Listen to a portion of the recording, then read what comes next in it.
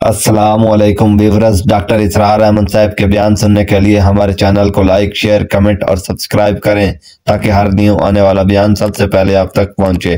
शुक्रिया। तो अल्लाह के रसूल की इताअत जमा उसकी मोहब्बत। इस मोहब्बत के ज़िमन में एक वाक़या याद आया जिससे अंदाजा होगा कि किस कदर अपनाइयत थी, कितना कुर्ब था हुजूर के और हजरत उमर फारूक रज़ी अल्लाह तआला अन्हु के माबैन। एक मरतबा हुजूर दरियाफ्त करते हैं हजरत उमर से, उमर तुम्हें मुझसे कितनी मोहब्बत है। अब आप सोचिए, जरा सा भी मुगायरत का बारीक सा पर्दा भी अगर कहीं हो तो क्या यह सवाल किया जा सकता है? तो इंतहाई करीबी शख्स से ही किया जाएगा, तुम्हें मुझसे कितनी मोहब्बत है? अर्ज़ किया, आप मुझे दुनिया के हर इंसान से बढ़कर अजीज है। फरमाया, और अपनी जान से? अब जरा सा तवक्कुफ किया हज़रत उमर ने। अलान, हाँ अब मैं ये भी कहता हूं कि आप मुझे मेरी जान से ज्यादा अजीज। तो हुजूर ने फरमाया, अब आए हो मकाम मतलूब पर। तो रसूल की इताअत जमा मोहब्बत, इसका नाम है इत्तिबा, पैरवी करना। फर्क क्या है? इताअत की जाती है हुक्म की और पैरवी की जाती किसी के नक्शे कदम की, चाहे उसने हुक्म दिया हो चाहे ना दिया हो, जो वो करता हो करना। यह है इत्तिबा। यह इताअत से बहुत बुलंद शे हो गई। मिसाल के तौर पर ये छोटी छोटी मिसालें, असल इत्तिबा क्या है वो मैं बाद में अर्ज़ करूंगा। कोई एक सहाबी बद्दू बाहर से आए, एक ही दफा हुजूर को देखा। हुजूर उस वक्त इस हालत में थे कि आपके बटन जो है खुले हुए थे गरीबान के। उन्होंने फिर सारी उम्र अपने गरीबान के बटन नहीं लगाए। मैंने अल्लाह के रसूल को इस हाल में देखा है, मैं तो उनकी पैरवी करूंगा। हुजूर ने कोई हुक्म तो नहीं दिया था। तो ये जो मोहब्बत, शदीद मोहब्बत के तहत जो बात आएगी उसका नाम इत्तिबा है। और उस इत्तिबा का मकाम क्या है वो आयत में सुना चुका हूं आपको। कुल इन कुंतुम तुहिब्बूनल्लाह फत्तबिऊनी युहिब्बुकुमुल्लाह। ए नबी इनसे कह दीजिए, अगर तुम अल्लाह से मोहब्बत करते हो तो मेरा इत्तिबा करो, मेरे नक्शे कदम पर चलो, मेरी पैरवी करो। अल्लाह तुमसे मोहब्बत करेगा, तुम अल्लाह के मुहिब नहीं महबूब बन जाओगे। तो इसका नाम है इबादत।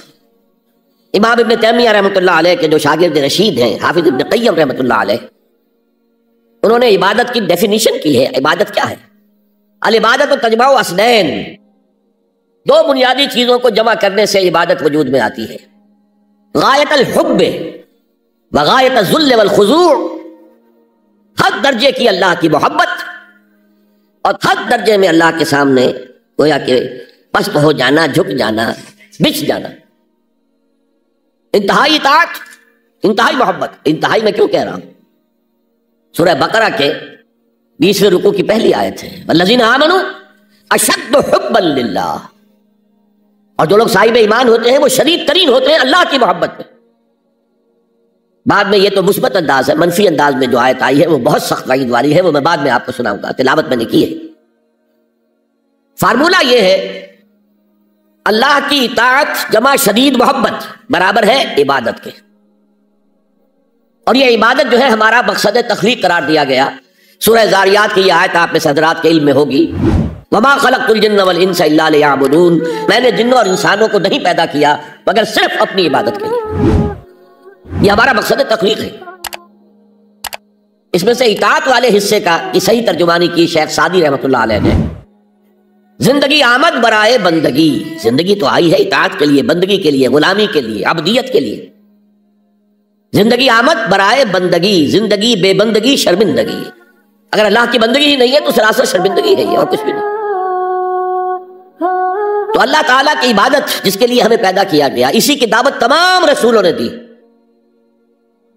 या कौम इब्दुल्लाह मा लकुम मिन इलाहिन गैरुह, ऐ मेरी कौम के लोगों अल्लाह की इबादत करो, तुम्हारा कोई माबूद उसके सिवा नहीं है। हजरत नूह की दावत भी यही थी, हजरत हूद की भी यही थी, हजरत सालेह की भी यही थी, हजरत शुएब की भी यही थी। बस फर्क क्या है कि पहले रसूल आते थे अपनी अपनी कौमों की तरफ सिर्फ, लिहाजा आपको इन रसूलों के ज़िमन में मिलेगा या कौम इब्दुल्लाह मा लकुम मिन इलाहिन गैरुह, ऐ मेरी कौम के लोगों अल्लाह की इबादत करो, अल्लाह की बंदगी करो, अल्लाह की परस्तिश करो, उसी को अपना महबूब असली बनाओ और उसके हर हुक्म की इताअत करो। या कौम इब्दुल्लाह मा लकुम मिन इलाहिन गैरुह। नबी अकरम सल्लल्लाहु अलैहि वसल्लम पर आकर, क्योंकि आपकी बेइज्जत है पूरी नौ इंसानी के लिए, तो अब या कौमे का लफ्ज नहीं रहा, या अय्युहन्नास, ए लोगो, ए बनी नौ इंसान। یا ایھا الناس اعبدوا ربکم الذی خلقکم والذین من قبلکم لعلکم تتقون، اے لوگو عبادت کرو، بندگی کرو، پرستش کرو اپنے اس رب کی جس نے تمہیں بھی پیدا کیا اور جو تم سے پہلے تھے ان کو بھی پیدا کیا تاکہ تم بچ سکو۔ یہ کیوں کہا دوہرا کر تم سے پہلوں کو بھی پیدا کیا؟ اس لیے کہ اکثر و بیشتر گمراہ لوگ مشرکین کیا کہتے تھے اپنے رسولوں سے کہ ہم تو بس بھی اپنے آباء و اجداد کے راستے پر چلیں گے، ما وجدنا علیہ آباءنا، جس طریقے پر جس طرز عمل پر ہم نے اپنے آباء و اجداد کو پایا ہے ہم نے اسی پر چلنا ہے۔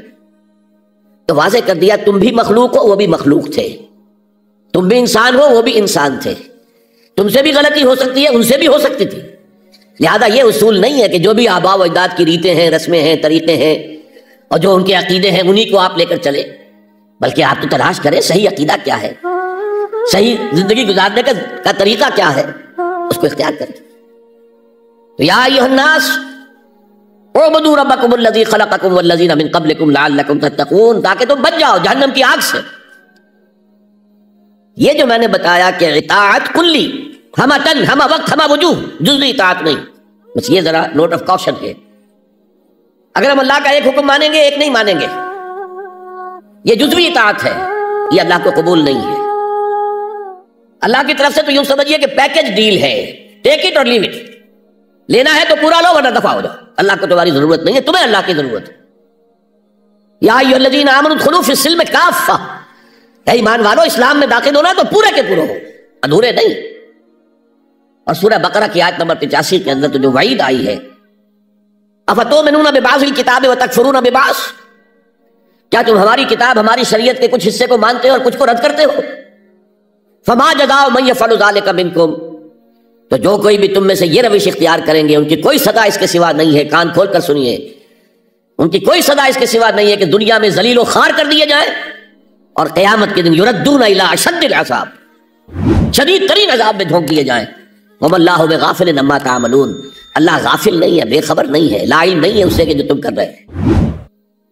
تم اپنی داڑھیوں کے طول سے اللہ کو دھوکہ نہیں دے سکتے، تم اپنے پاجاموں کو ٹخنوں سے اوپر رکھ کے اللہ کو دھوکہ نہیں دے سکتے کہ تم بہت متبع رسول ہو، تم اپنے عمروں اور حجوں سے اللہ کو دھوکہ نہیں دے سکتے، اللہ کو معلوم ہے کہ حرام کی کمائی سے حج کیا ہے تم نے، حرام کی کمائی سے عمرہ کیا ہے تم نے۔ تو یہ جو جزوی اطاعت ہے کوئی اطاعت نہیں، اللہ کو قبول نہیں۔ آدمی سوچتا ہے کہ چلیے میں نے یہ کام اچھے کیے یہ برے کیے، مجھے اچھے کاموں کا کچھ کریڈٹ بھی تو ملنا چاہیے نا، لیکن نہیں، اللہ کہتا ہے جزوی اطاعت منہ پر دے ماری جائے گی، اور جو دنیا کی سزا ہے وہ تو ہم اپنی آنکھوں سے دیکھ رہے ہیں۔ 130 140 یا 150 کروڑ مسلمان دنیا میں ہیں، ذرا اندازہ کیجیے، لیکن ہماری رائے کی کوئی اہمیت ہے؟ بین الاقوامی معاملات میں کوئی ہم سے مشورہ لیتا ہے کہ آپ کا کیا خیال ہے؟ کس نمی پرست کے بھیا کیستی، ایسے بھی ملک تھے کہنا چاہیے، اب تو ان کا حال پتلا ہے، دولت کے انبار تھے ان کے پاس، لیکن ان کا مذاق اڑتا تھا مغربی ممالک، وہ چاہے سعودی بادشاہ ہو اور چاہے وہ UAE کے امیر ہو، مذاق ہی اڑتا تھا، کوئی حیثیت نہیں۔ حالانکہ کتنا بڑا رقبہ ہے انڈونیشیا کے آخری جزیروں سے لے کر موریتانیہ تک، سالڈ اسلامی آبادی، مسلمان آبادی۔ آپ کہیں گے کہ یہ بھارت جو ہے اس میں تو اکثریت تو نہیں ہے، لیکن 15 کروڑ یا 18 کروڑ تو آدمی یہاں موجود ہیں، لیکن کوئی عزت کوئی حیثیت دنیاوی بین الاقوامی سطح پر۔ بہرحال یہاں بھی ہیں لوگ، کھاتے پیتے لوگ ہیں، ان کی اپنی کچھ عزت ہے اپنے معاشرے کے اندر، لیکن بحیثیت امت، بحیثیت قوم کیا حیثیت ہماری؟ تو الا خزی فی الحیات الدنیا، وہ تو ہماری نگاہوں کے سامنے موجود ہے۔ اب قیامت کے دن کے بارے میں جو دھمکی اللہ نے دی ہے، وَيَوْمَ الْقِيَامَةِ يُرَدُّونَ إِلَىٰ أَشَدِّ الْعَذَابِ، قیامت کے دن شدید ترین عذاب میں جھونک دوں گا۔ اس پر اللہ سے معافی طلب کی جا سکتی ہے، دعا ہی کی جا سکتی ہے، اللہ ہم پر رحم فرمائیے۔ یہ میں نے آپ کے سامنے رکھا ہے فارمولہ، اللہ کی اطاعت جمع اللہ کی محبت، they go to make عبادت۔ یہی دو الفاظ آتے ہیں اللہ کے رسول کے لیے بھی صلی اللہ علیہ وسلم۔ اللہ کے رسول کی اطاعت یہ تو اسلام کا بنیادی تقاضا ہے، اطیعوا اللہ واطیعوا الرسول فإن تولوا فإن اللہ لا يحب الکافرین۔ اطاعت کرو اللہ کی، اطاعت کرو رسول کی، پھر اگر یہ منہ موڑ لے تو اللہ کو ایسے کافر بالکل پسند نہیں، تو کفر کا فتویٰ ہو رہا ہے۔ لیکن اللہ کے رسول کی اطاعت کے ساتھ محبت کو جمع کیجئے۔ میں نے ابھی آپ کو حدیث سنائی ہے، حضور نے فرمایا لا یؤمن احدکم حتی اکون احب الیہ من والدہ وولدہ والناس اجمعین، تم میں سے کوئی شخص مومن ہو ہی نہیں سکتا جب تک کہ میں اسے محبوب تر نہ ہو جاؤں، اپنے باپ سے، اپنے بیٹے سے اور تمام انسانوں سے۔ تو اللہ کے رسول کی اطاعت جمع اس کی محبت۔ اس محبت کے ضمن میں ایک واقعہ یاد آیا جس سے اندازہ ہوگا کہ کس قدر اپنائیت تھی، کتنا قرب تھا حضور کے اور حضرت عمر فاروق رضی اللہ تعالیٰ عنہ کے مابین۔ ایک مرتبہ حضور دریافت کرتے ہیں حضرت عمر سے، عمر تمہیں مجھ سے کتنی محبت ہے؟ اب آپ سوچئے، ذرا سا بھی مغایرت کا باریک سا پردہ بھی اگر کہیں ہو تو کیا یہ سوال کیا جا سکتا ہے؟ تو انتہائی قریبی شخص سے ہی کیا جائے گا، تمہیں مجھ سے کتنی محبت ہے؟ عرض کیا آپ مجھے دنیا کے ہر انسان سے بڑھ کر عزیز ہے۔ فرمایا اور اپنی جان سے؟ اب ذرا سا توقف کیا حضرت عمر نے، الان ہاں اب میں یہ بھی کہتا ہوں کہ آپ مجھے میری جان سے زیادہ عزیز ہیں۔ تو حضور نے فرمایا اب آئے ہو مقام مطلوب پر۔ تو رسول کی اطاعت جمع محبت، اس کا نام ہے اتباع، پیروی کرنا۔ فرق کیا ہے؟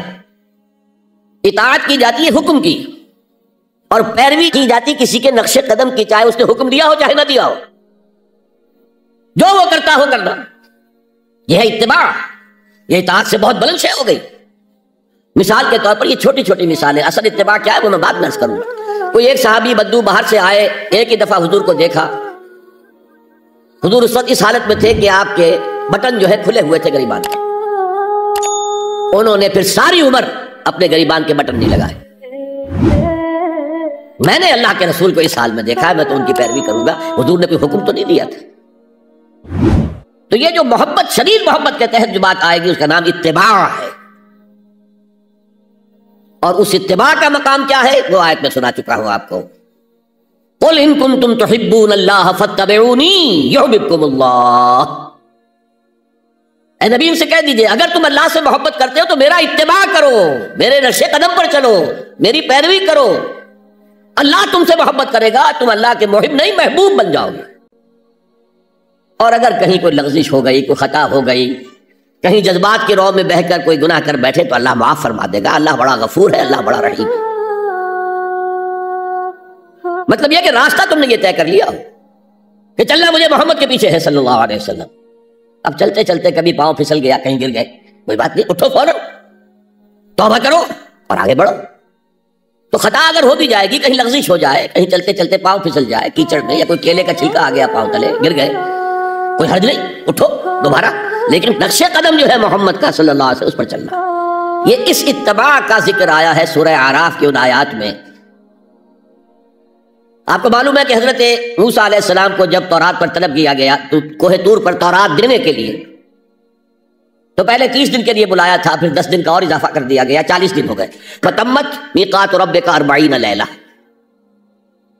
کس اسنا میں پیچھے فتنے میں مبتلا ہو گئے بنی اسرائیل؟ سامری، اس نے ایک ڈھونگ رچایا اور ایک بچڑا جو ہے وہ سونے چاندی کا بنایا ہوا بچڑا ڈھال کر کھڑا کر دیا، اس میں سے کوئی تھوڑی سی آواز بھی نکلتی تھی، کوئی ایسی ہے کہ ہوا گزرتی تھی تو آواز سے آتی تھی۔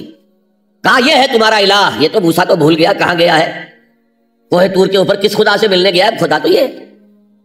اور بنی اسرائیل کے بہت سے لوگ اس فریب میں آ گئے اور بچڑے کی پوجا کرنے لگے۔ اب جب حضرت موسیٰ آئے، اور آپ کو معلوم ہے حضرت موسیٰ کا مزاج جلالی تھا، وہ پتھر کی تختیاں لے کر آئے تھے کہ جن پر کوہ طور پر اللہ تعالیٰ نے اپنے احکام عشرہ جو ہیں 10 کمانڈمنٹس مشہور، وہ کندہ کر کے آپ کو دیے تھے، وہ ہاتھ میں لے کر آئے۔ یہاں معلوم ہوا یہ صورت پیش آ گئی ہے۔ فالقل الواح، تو وہ تختیاں تو آپ نے زمین پہ ڈالی، اور پھر جو احتساب کیا ہے پہلے تو اپنے بھائی حضرت ہارون کا، ان کی داڑھی کے بال پکڑے، ان کے سر کے بال پکڑے اور کھینچا اپنی طرف۔ اس نے کہا کہ بھائی مجھے ذلیل نہ کرو لوگوں کے سامنے، میں نے انہیں روکا لیکن یہ تو مجھے قتل کرنے پر تل گئے تھے، اور مجھے اندیشہ یہ ہوا کہ کہیں آپ واپس آ کر یہ نہ کہیں ان فرقت بین بنی اسرائیل، کہ تم نے تو بنی اسرائیل کے درمیان تفرقہ پیدا کر دیا۔ تو میں نے کہا آپ ہی واپس آ کر نپٹیں۔ اب پہلی بات نوٹ کیجئے، تاریخ انسانی کا یہ عظیم واقعہ ہے، کئی ہزار یہودی اپنے اپنے قبیلے کے لوگوں کے ہاتھوں ذبح کیے گئے اس پر۔ اللہ تعالیٰ نے حکم دیا اور حضرت موسیٰ نے وہ حکم دیا، اللہ کا حکم موسیٰ نے پہنچایا کہ 12 قبیلے میں ہر قبیلے کے جن لوگوں نے یہ حرکت کی ہے ان کو اسی قبیلے کے لوگ اپنے ہاتھ سے ذبح کریں۔ اب یہ بہت بڑی توبہ تھی، بہت بڑی توبہ تھی، بہت بڑی توبہ تھی، اپنے قبیلے کے لوگوں کو قتل کر دینا۔ پھر وہ 70 نمائندے لے کر تمام جو بڑے لوگ تھے کوہ طور پر حاضر ہوئے، اجتماعی طور پر اللہ سے عفو درگزر کی درخواست بھی کرنے کے لیے۔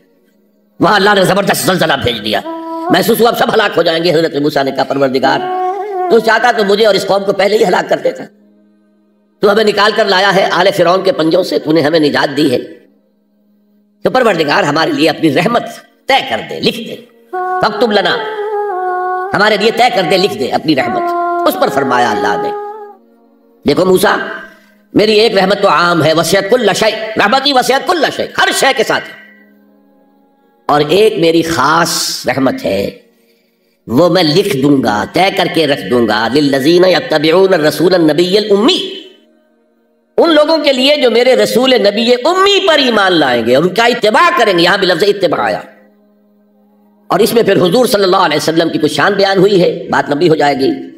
اور پھر فرمایا یہ گویا کہ اتباع کی تفسیر آ رہی ہے۔ اتباع کا مطلب کیا ہے؟ فالذین آمنوا بہ وعزروہ ونصروہ واتبعوا النور الذی انزل معہ اولئک ھم المفلحون، جو لوگ ان پر ایمان لائیں گے اور جو ان کی تعظیم کریں گے اور جو ان کی نصرت کریں گے، مدد کریں گے، اور جو اس نور کی پیروی کریں گے جو ان کے ساتھ نازل کیا جائے گا، تو وہی ہوں گے مفلحون، وہ ہوں گے کامیاب ہونے والے، فلاح یافتہ لوگ وہ ہوں گے جو یہ چار رشتے ہمارے اس رسول نبی امی کے ساتھ پختگی کے ساتھ قائم کر لیں۔ یہ چار رشتے کیا ہیں؟ اتباع رسول کا تقاضا اول تو ان چار الفاظ کے حوالے سے سمجھیے، پھر ذرا ایک دوسرے انداز میں بھی بیان کروں گا۔ فالذین آمنوا بہ، پہلا قدم ایمان، لیکن ایمان کے سمجھ لیجئے اچھی طرح دو درجے ہیں۔ آپ میں سے بہت سے حضرات کو مجھے توقع ہے ایمان مجمل، ایمان مفصل یاد ہوں گے۔ ایمان مجمل کیا ہے؟ آمنت باللہ کما ہوا باسمائہ و صفاتہ و قبلت جمیع احکامہ اقرار باللسان و تصدیق بالقلب۔ پہلا درجہ ہے اقرار باللسان، اشہد ان لا الہ الا اللہ و اشہد ان محمد رسول اللہ۔ کوئی ہو، ہندو ہو، سکھ ہو، پارسی ہو، عیسائی ہو، یہودی ہو، یہ کلمہ پڑھے اور وہ مسلمان ہو گیا۔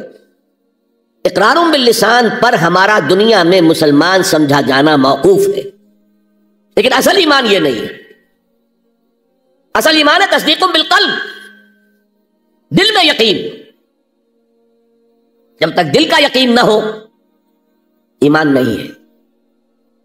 منافقین جو تھے مدینے کے، نمازیں بھی پڑھتے تھے، حضور کی اقتداء میں پڑھتے تھے، اور جو رئیس المنافقین تھا عبداللہ ابن ابی ابن سلول، وہ تو پہلے صف میں ہوتا تھا، اور جب حضور خطبہ دیتے تھے جمعے کا تو پہلے خود کھڑا ہوتا تھا اپنی اہمیت ظاہر کرنے کے لیے۔ دیکھو لوگو، یہ اللہ کے رسول ہیں، ان کی بات پوری توجہ سے سنو۔ یہ صرف اپنی چودراہٹ کے اظہار کے لیے کہ میں بڑی شے ہوں، اس لیے کہ وہ خزرج کا بڑا سردار تھا۔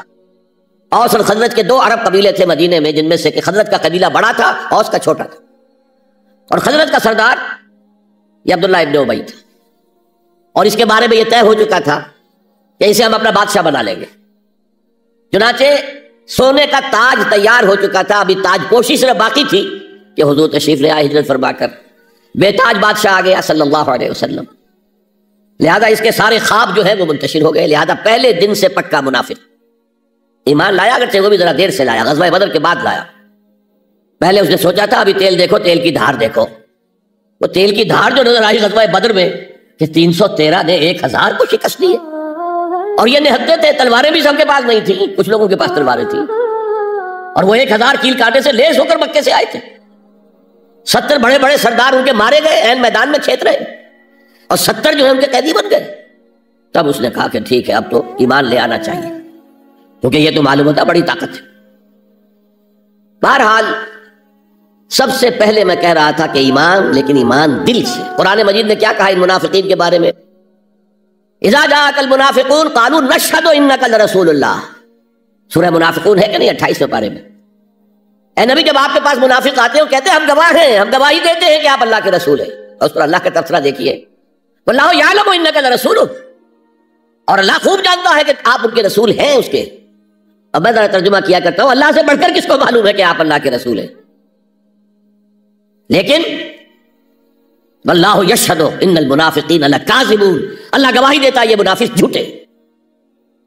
मुसलमान तो वो थे, कलमा गो थे, हुजूर की इमामत में नमाजें पढ़ रहे थे, लेकिन मुनाफिक थे। अल्लाह ने मुनाफिक करार दिया, दिल ईमान से खाली थे, बल्कि होते होते दिलों के अंदर हुजूर से अदावत पैदा हो गई थी, अहले ईमान से अदावत पैदा हो गई थी।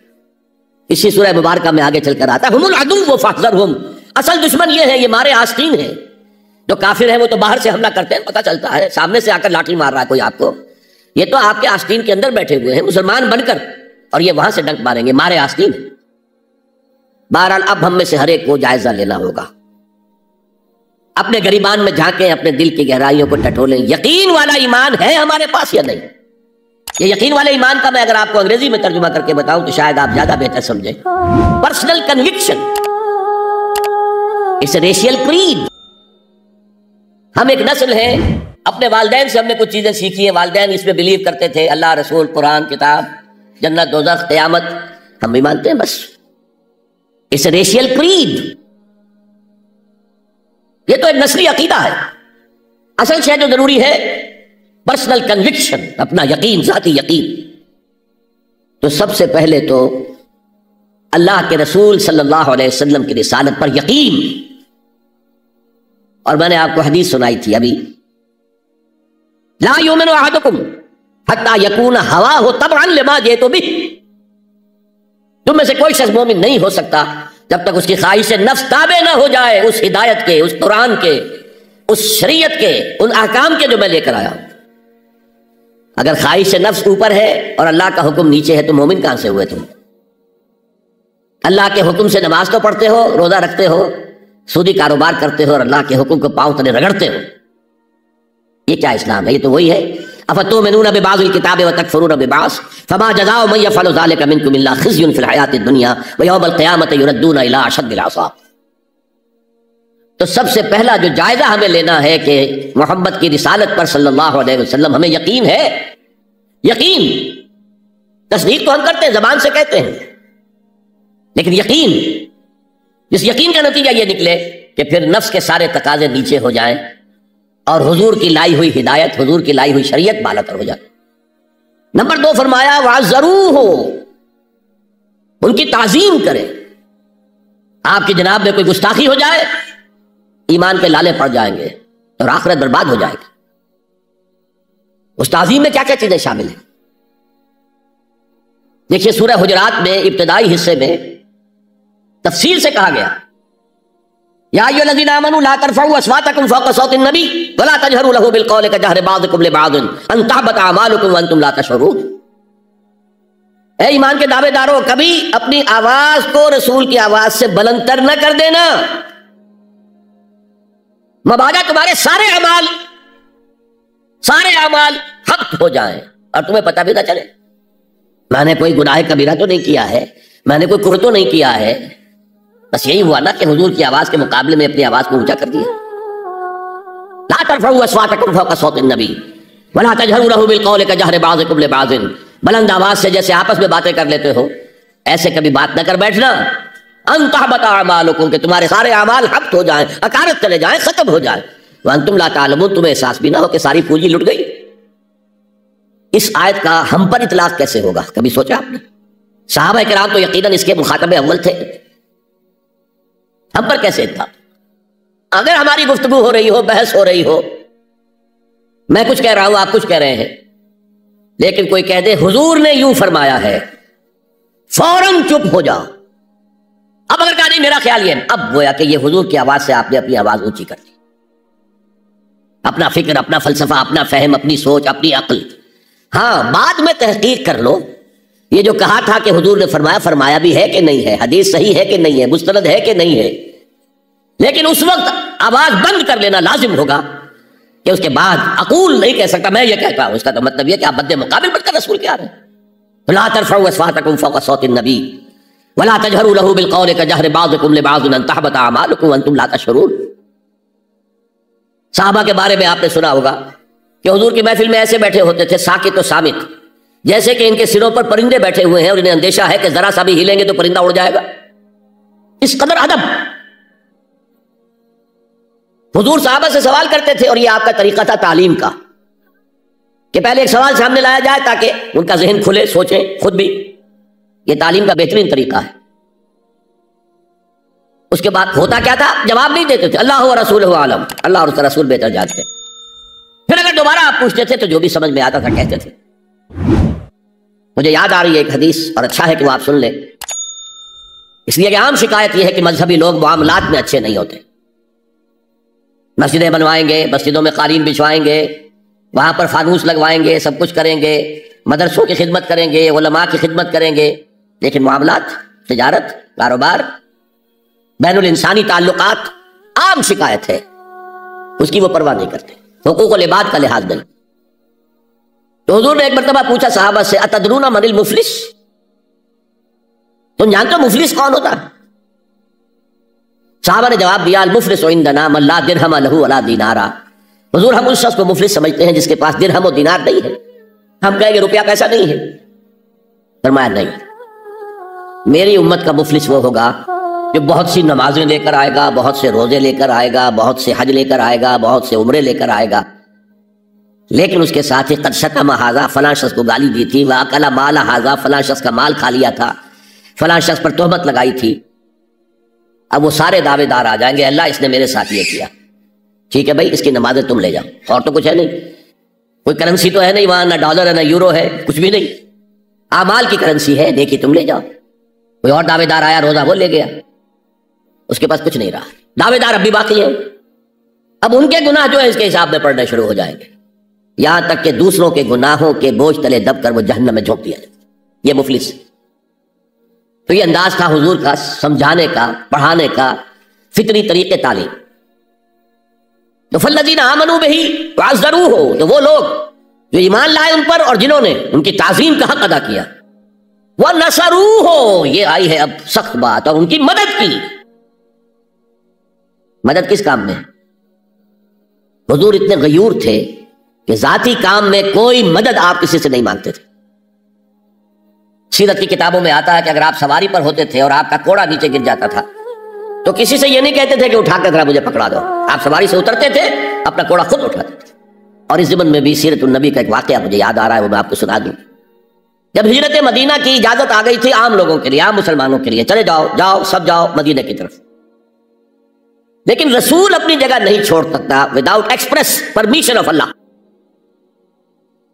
تو حضور کے لیے ابھی اجازت نہیں آئی.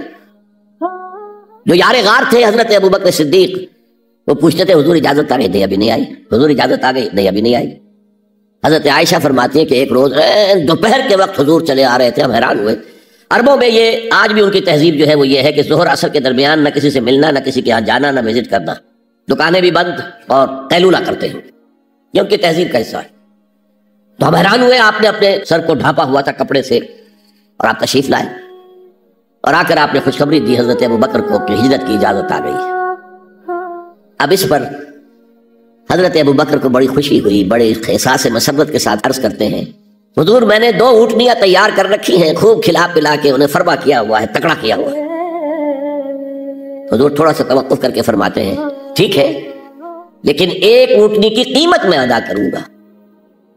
حضرت ابوبکر رو پڑے، حضور مجھ سے بھی یہ مغایرت کہ میری اونٹنی کی بھی آپ قیمت دینا چاہتے.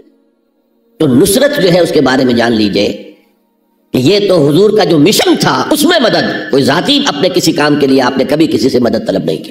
جو مشن اللہ نے ڈال دیا تھا کندھے پر، هو الذی ارسل رسولہ بالہدی ودین الحق لیظہرہ علی الدین کلہ ولو کرہ المشرکون. وہی تو ہے اللہ جس نے بھیجا ہے اپنے رسول محمد کو صلی اللہ علیہ وسلم الہدا دے کر، قرآن حکیم دے کر اور دین حق دے کر. صرف قرآن نہیں، دین حق. جو عربی سے واقف ہیں کچھ لوگ وہ سوچتے ہوں گے کہ جو واو آیا ہے درمیان میں، یہ واو تفسیری ہے، یہ واو عطف ہے. اگر یہ واو عطف ہے تو مغایرت ہو جائے گی، الہدا کچھ اور ہے، دین حق کچھ اور ہے، مغایرت لازم ہے معطوف اور معطوف علیہ کے اندر. وہ مغایرت کیا ہے؟ صرف قرآن پر کوئی نظام نہیں بن سکتا. نظام بنتا ہے جب قرآن پر سنت رسول کا اضافہ کیا جائے. لہذا دین حق صرف قرآن نہیں ہے، قرآن بما سنت رسول صلی اللہ علیہ وسلم اب نظام بنتا ہے. جیسے قرآن میں کتنی دفعہ کہا اقیموا الصلاۃ اقیموا الصلاۃ اقیموا الصلاۃ الذین یقیمون الصلاۃ، کتنی مرتبہ. لیکن کیا نماز کا کوئی نظام بن سکتا ہے قرآن کی بنیاد پر؟ کیا یہ نماز کے 5 اوقات معین ہو سکتے ہیں یقین کے ساتھ؟ اشارات تو ہیں، لیکن یہ کہ کیا یقین کے ساتھ 5 کا یہ معاملہ؟ یہ تو معلوم ہے کہ قیام بھی ہے، رکوع بھی ہے، سجود بھی ہے، ترتیب کیا ہے؟ یہ کسی قرآن مجید کی آیت سے ثابت ہوگا؟ پھر ہر رکعت میں رکوع ایک ہے، سجدے 2 ہیں، کیوں؟ یا تو سجدہ بھی ہو یا رکوع بھی 2 ہو. لاکھ اختلاف ہو جاتے. یہ جو 1450 برس ہو گئے، کہیں پریڈ ٹوٹتی ہے؟ اگر یہ ہوتا کسی کے نزدیک رکوع بھی 2 ہے تو ایک رکوع کے بعد دوسرا رکوع کرتا، باقی لوگ گئے ہوتے سجدے کے اندر، ٹوٹ گئی نا پریڈ. اور کسی کی رائے یہ ہوتی کہ سجدہ بھی ایک ہی ہے تو وہ ایک سجدہ کر کے کھڑا ہو جاتا، دوسرے ابھی دوسرا سجدہ کر رہے ہیں، تو وہ کہہ سکتا تھا کہ یہ ناداں گر گئے سجدے میں جب وقت قیام آیا، اب تو وقت قیام آ چکا تھا. ہے ایسا اختلاف کوئی؟ سن 62 میں پہلی مرتبہ جب حج پر گیا ہوں تو سب سے بڑا تاثر میرا یہی تھا کہ 1400 برس ہو گئے ہیں اور امت کتنے وسیع علاقے میں پھیلی ہے. ہر نسل کے لوگ اس میں آئے ہیں، ہر رنگ کے لوگ آئے ہیں، ہر جغرافیائی پس منظر کے لوگ آئے ہیں، ہر تاریخی پس منظر کے لوگ آئے ہیں، لیکن یہ نماز میں تو کوئی فرق نہیں، نماز ٹوٹتی نہیں کہیں. پریڈ ایک پریڈ چل رہی ہے. تو نماز کا بھی نظام سنت کے بغیر نہیں بنتا. تو نظام زندگی، مکمل نظام زندگی، وہ قرآن پر سنت کے اضافے سے وجود میں آئے گا. اس لیے قرآن کو علیحدہ کہا اور دین الحق کو علیحدہ کیا. اور دین الحق کسے کہتے ہیں؟ دیکھیے دین کے بنیادی معنی ہے جزا و سزا، مالک یوم الدین. ہم پڑھتے ہیں کہ نہیں؟ ارأیت الذی یکذب بالدین، تم نے دیکھا اس شخص کو جو جزا و سزا کا منکر ہے. اب یہ جزا و سزا یقیناً کسی قانون کے تحت ہوتا ہے، اور قانون کا ساتھ تصور ہے قانون بنانے والا کون ہے. جس کو آپ مانیں گے قانون بنانے والا اور اس کی اطاعت میں پورا نظام زندگی دے دیں گے، اس کا دین ہے جو آپ نے اختیار کیا ہے. قرآن مجید میں مرکب اضافی کی شکل میں اس دین کی نسبت یا بادشاہ مصر کی طرف ہوئی ہے یا اللہ کی طرف ہوئی ہے. ما کان لیاخذ اخاہ فی دین الملک. حضرت یوسف کے پاس علیہ الصلوۃ والسلام جب اتنے طویل عرصے کے بعد 11 بھائی آئے، ان میں بنیامین بھی تھا جو آپ کا حقیقی بھائی تھا. اسے اپنے پاس روکنا چاہتے تھے، لیکن جس بادشاہ کے تحت وہ سارا نظام تھا وہ بادشاہ تو نہیں تھے نا. تو بادشاہ تو وہ تھا جس نے خواب دیکھا تھا کہ 7 دبلی گائیں جو ہے وہ 7 موٹی گائے کو کھا گئی، نکل گئی. اس کی تعبیر بتائی تھی، ابھی تو جیل سے نکلے تھے. اب یہ کہ بہت بڑے افسر تھے، بڑے وزیر تھے، آپ انہیں جو چاہے کہہ لیں، نہیں بادشاہ تو نہیں تھے نا، نظام تو بادشاہ کا تھا. اور بادشاہ کے قانون کے مطابق وہ باہر سے آئے ہوئے کسی شخص کو اپنے پاس روک نہیں سکتے تھے. ما کان لیاخذ اخاہ فی دین الملک. تو اللہ تعالیٰ نے وہ پھر ہیلا نکالا ان کے لیے. تفصیل آپ کے علم میں ہے. کذالک کدنا لیوسف، ہم نے اس طریقے سے ایک تدبیر کر دی یوسف کے لیے، اللہ نے اپنے ذمہ لے لی بات. تو دین الملک، دین الملک کیا ہے؟ بادشاہ مطاع مطلق ہے. ساورینٹی بلونگز ٹو ہم. بادشاہ ہو یا کوئن ہو، وہ قانون بنائے گا اور اس کے تحت آپ کو زندگی بسر کرنی ہوگی. یہ دین الملک. اور دین اللہ کیا ہے؟ اللہ مطاع مطلق، اللہ ساورن، ان الحکم الا للہ لا یشرک فی حکمہ احدا. اس نے جو قانون دیا ہے اس کے تحت پوری زندگی. سیاسی نظام اسی کے تحت ہو، معاشی نظام اسی کے تحت ہو، کرمنل لا اس کے تحت ہو، سول لا اس کے تحت ہو، لا آف انہیریٹنس اس کے تحت ہو، قانون شہادت اس کے تحت ہو، سماجی نظام وہ بھی اللہ کے حکم کے مطابق ہو. تو وہ ہے دین اللہ. اللہ مطاع مطلق، اس کے قانون کے تحت پوری زندگی کا آ جانا. اذا جاء نصر اللہ والفتح ورأیت الناس يدخلون فی دین اللہ افواجا. جب اللہ کی مدد آ گئی اور فتح آ گئی، اور اے نبی آپ نے دیکھا کہ اب لوگ جوق در جوق آ رہے ہیں، فوج در فوج آ رہے ہیں، گروہ در گروہ آ رہے ہیں، قبیلوں کے وفد پر وفد چلے آ رہے ہیں اسلام لانے کے لیے. تو یہ کیفیت کیا تھی؟ دین اللہ میں داخل ہونے کا ان کا فیصلہ. اب ذرا سی ٹیڑھی بات آ رہی ہے. پوری دنیا میں دین جمہور، sovereignty of the people, not of God, sovereignty of the people. ہمارے نمائندے ہیں، ہم ووٹ دیں گے انہیں، وہ جائیں گے اسمبلی میں جو چاہیں گے قانون بنائیں گے. وہ مرد کی مرد کے ساتھ شادی کو اگر رجسٹر کرنا چاہیں، اجازت دینا چاہیں، لائسنس ایشو کر دیجیے. ایک مرد شوہر ہوگا، ایک دوسرا مرد بیوی ہوگا. Legally they will be wife and husband. Lesbians ہیں، عورتیں ہیں، آپس میں شادی کرنا چاہتی ہیں تو عورتیں ٹھیک ہے، لو بھائی کر دو، جاؤ. ہومو سیکسولیٹی جائز ہے بالکل، بلکہ اب تو سے کہا جا رہا ہے کہ یہ نارمل انکلینیشن مانی جانی چاہیے، ہومو سیکسولیٹی، ہم جنس پرستی، اسے کوئی برا نام دینا ہی نہیں چاہیے، اٹس اے نارمل ایٹیٹیوڈ۔ یہ ہے اس سوشل انجینئرنگ پروگرام کا معاملہ کہ جو ابھی چند سال پہلے جو یونائٹڈ نیشنز آرگنائزیشن کی جنرل اسمبلی نے جو سوشل انجینئرنگ پروگرام بنایا ہے نوع انسانی کے لیے، اس میں تو کیا مقصد تھا حضور کا؟ کیا آپ کو دی گئی کتاب نمبر 1 الہدیٰ، اور نمبر 2 دین حق، تاکہ دین کو غالب کرے۔ ایک پیارا سا خیال آیا ذہن میں، دیکھیے یہ آپ کا عام محاورہ ہے، ایک میان میں 2 تلواریں نہیں سما سکتی، ایک جگہ 2 دین نہیں ہو سکتے۔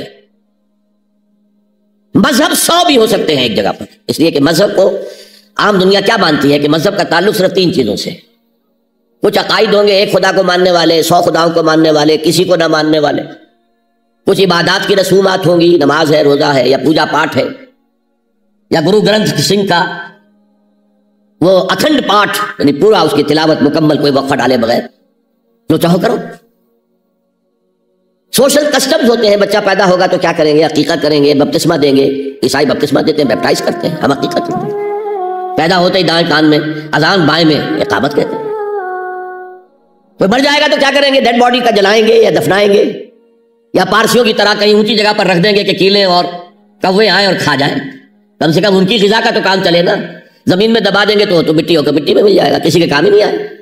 بہرحال ان 3 چیزوں کے مجموعے کا نام ہے مذہب، جبکہ دین کے اندر 3 چیزیں مزید شامل ہو جاتی ہیں، سماجی نظام، معاشی نظام، سیاسی نظام۔ یہ 3 جمع 3 بن کر دین بنتا ہے، تو دین تو 2 نہیں ہو سکتے، جمہوریت اور آمریت تو ساتھ ساتھ نہیں ہو سکتے، کیپٹلزم اور کمیونزم تو ساتھ ساتھ نہیں ہو سکتے، ڈیموکریسی اور ملوکیت تو ساتھ ساتھ نہیں ہو سکتے۔ اس اعتبار سے ایک مغلوب ہوگا، ایک غالب ہوگا، مغلوب مذہب بن جائے گا اور غالب دین ہوگا۔ آج دین جمہور غالب ہے۔ اور جو اقبال کا شعر ہے بڑا پیارا، بندگی میں گھٹ کے رہ جاتی ہے ایک جوئے کباب، اور آزادی میں بہرے بے قرار ہے زندگی۔ اگر دین آزاد ہے، غالب ہے، چھایا ہوا ہے، تو وہ ہے اصل دین، ورنہ وہ سکڑ کر مذہب بن جائے گا۔ ہم 60 سال پہلے دین انگریز پر تھے، حاکم کون تھا؟ کوئی بادشاہ کو ملکہ بیٹھا ہوا یا بیٹھی ہوئی ہے انگلستان میں، وائس رائے یہاں ایک ہوتا تھا اس کا، لیکن وہ حاکم نہیں تھا، ساورن نہیں تھا، ساورنٹی ان کی تھی، اصل حکومت ان کی تھی، ہز میجسٹیز گورنمنٹ یا ہر میجسٹیز گورنمنٹ، ان کی تھی حکومت۔ تو اس اعتبار سے دین کو غالب کرنا یہ بہت جان جوکھوں کا کام تھا، یہ نوٹ کر لیجئے آپ۔ دیکھیے تمام نبی اور رسول مبلغ بن کر آئے، داعی بن کر آئے، بشیر بن کر آئے، نذیر بن کر آئے، بشارت دینے والے کہ اللہ کے راستے پر آؤ گے فراح و ریحان و جنت نعیم، اور اگر انذار کرنے والے نذیر بن کر آئے، اگر غلط راستے پر جاؤ گے تو جہنم ہے۔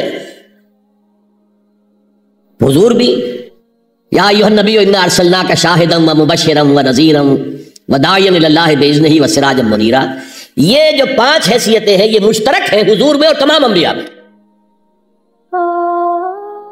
اگرچہ ہر حیثیت میں حضور کی اپنی شان ہے جس میں کوئی دوسرا نبی ان کے قریب نہیں آ سکے گا، لیکن نوٹ کیجئے یہ آیت جو میں اس وقت آپ کے سامنے رکھ رہا ہوں، جس کے لیے نصرت مطلوب تھی، آؤ میرا ہاتھ بٹاؤ، یہ قرآن میں 3 دفعہ آئی ہے محمد رسول اللہ کے لیے اور کسی کے لیے نہیں۔ السلام علیکم ویورز، ڈاکٹر اسرار احمد صاحب کے بیان سننے کے لیے ہمارے چینل کو لائک، شیئر، کمنٹ اور سبسکرائب کریں تاکہ ہر نیو آنے والا بیان سب سے پہلے آپ تک پہنچے۔ شکریہ۔